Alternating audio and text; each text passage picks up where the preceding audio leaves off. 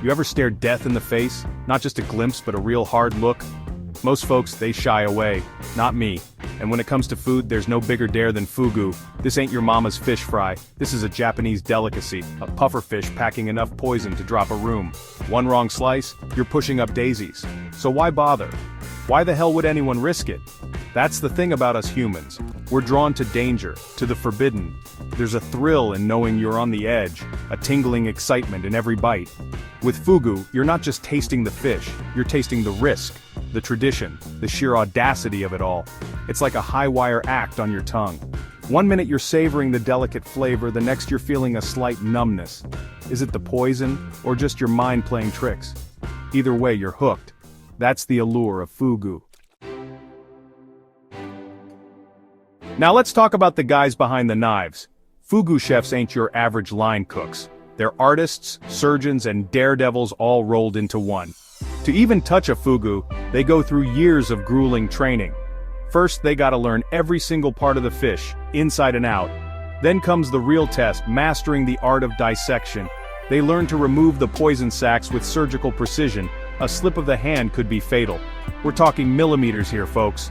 These guys could give a brain surgeon a run for his money. And it ain't just about the technical skills. A true fugu master, he's got a sixth sense. He can tell just by looking at the fish if it's good to go. He knows the subtle variations in color, texture, the feel of the flesh under his knife. This ain't something you learn overnight. It takes years of dedication, a lifetime of honing your craft. Let's not sugarcoat it, folks. Fugu can kill you, dead. The poison in this fish, Toxin, it's nothing to mess with. We're talking paralysis, respiratory failure, the whole 9 yards. And the worst part, there's no antidote. You get a big enough dose, you're done. Game over. The toxin, it's concentrated in the liver, ovaries, and intestines. One tiny mistake, one prick of the knife, and that poison seeps into the meat. That's why only licensed chefs can prepare fugu. These guys are playing Russian roulette with a fish, and they know it. But here's the kicker. Even with all the precautions, accidents still happen. People get sick, some even die. It's a risk you take when you order fugu. It's like playing with fire, you know you might get burned. But the thrill, the adrenaline rush, it keeps people coming back for more. Section 4.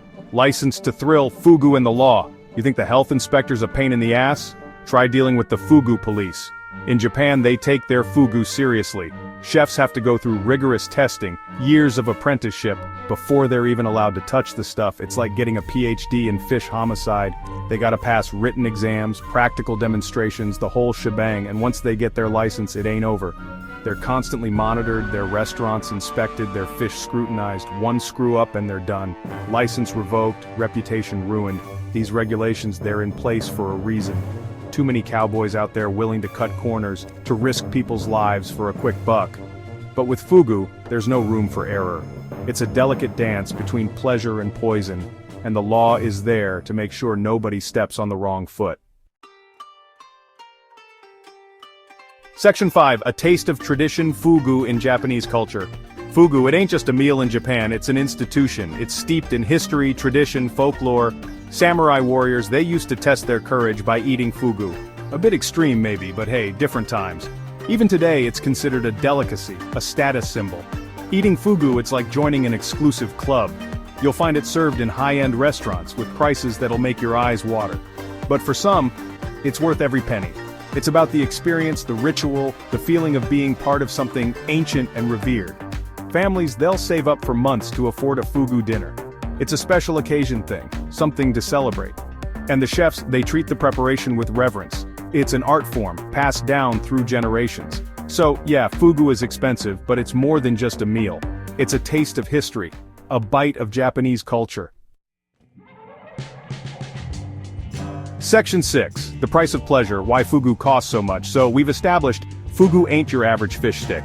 It's a culinary tightrope walk, a dance with death, a cultural phenomenon. So, it stands to reason all that comes with a price tag. First off, the fish itself is rare.